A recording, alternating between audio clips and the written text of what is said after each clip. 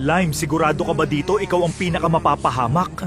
Kung ito ang magpapasaya kay Kuya, tatanggapin ko. Huwag ka namang drama, Lime. Doc, simulan mo na. Sana magkita pa tayo kuya pagtapos nito. Sana makaligtas si Orange.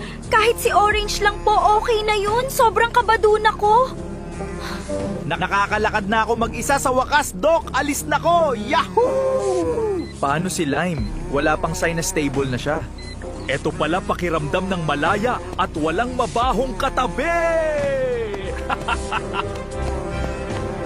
Buti na lang natuloy yung operation at ligtas ka, mahal ko. Ako pa ba? Susunod lang yun si Lime sa lahat ng sasabihin ko.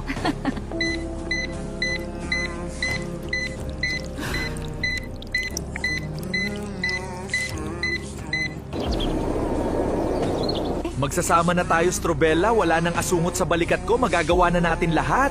Baka multuhin tayo ni Lime. Kailangan maitapon na din tong mga gamit mo, Lime. Ang tagal ko nagtiis sa maasim mong mga gamit. Hindi na ako nahihiya na may makakita sa akin na kasama ka. Joke lang. Grabe ka, Strobella. Kain na tayo.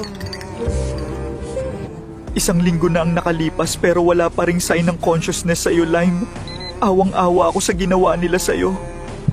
Uto-uto talaga si Lime. Kailangan kitang tulungan. Alam kong bawal ito pero itataya ko ang lisensya ko para bumalik ka, Lime. Ngayon ko lang gagawin ito, pero sana pagbigyan tayo na gumana ang innovation na ito.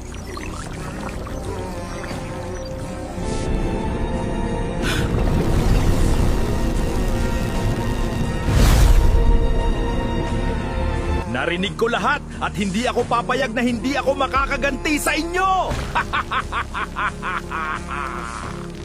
Kung gusto nyong makita na gumanti si Lime ay sagutin mo ang tanong ko ng tama! Bawal madaya!